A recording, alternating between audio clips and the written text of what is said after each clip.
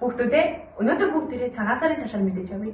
Цагаан сар гэж юм бол цагаан сарын баяр нь өвлийн сүүлийн өдрийн өдөд шинэ хавртай залгахыг хэлнэ.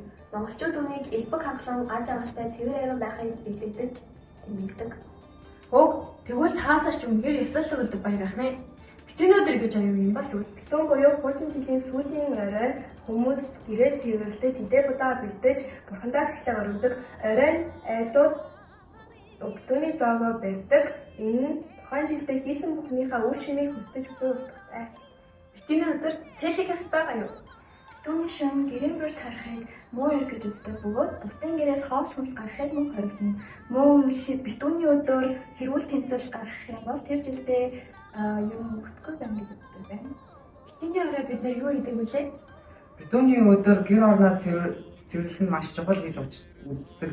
Учир нь гэртээ муу энергийг хөөж зайлуулдаг гэх.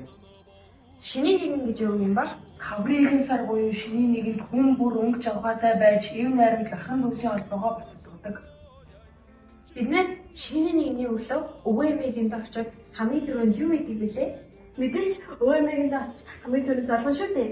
Залган ханаас гэдэг нь насны ирэмбэр залуу хүн нь ахмад хүний 20 гараар дахин нүрийг болгодог байна.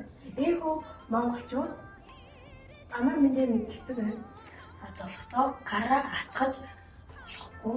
Яагад гэвэл гараа атгах нь муу зүйлийг дуудах бас хэрүүл маргааны эхлэлийн тохиол гэж үздэг. Золготоо уужуу тайван байх хэрэгтэй.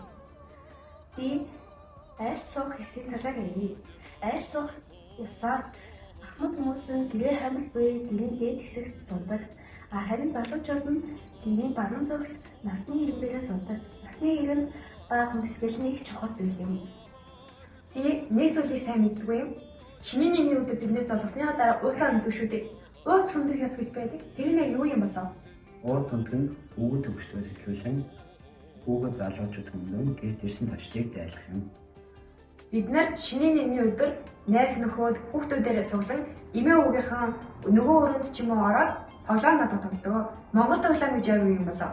Монгол тоглоом морь урдуулах, шагааш үрэх, алан мөхийн өрөх, шагааныслах гэхэд тоглоомуудтай. Цагаалгуудын эртний нартай байхыг бэлдэн хөөргөө зөрүүлэн солилцдог бөгөөд хөөргөө хашруулан солилцохыг зэрлдэг. Мөн хөөргөний толгой дээр нь дарж болохгүй. Хөөргөө барихдаа 3-3-аараа буюу эрхийн уруу 7-оор дунд хуруугаараа барьж төлөвлөдөг. Бид бүхэн цагаан сарын тодорхой хэмжээний мэдлэгтэй боллоо. Одоо бүгдээ нийт монголчуудаа цагаан сарын мэдлэгээ хүргье. Сайхан бүхнээ дөрөв сэтгэл гинүүн жаргал харлуу сүл хэмэртэй саруул тонглол сайхан жилтэй байхын үлзийдээ ирүүлгийг өргөе. Өгөн төвшөө хүндэж үлзийдээ байгаад ирүүлж өг цагаагаа нэмсэн өдөр сайхан жил ирэх болтугай. Та бүхэн сар шиндээ сайхан шинжээрэй.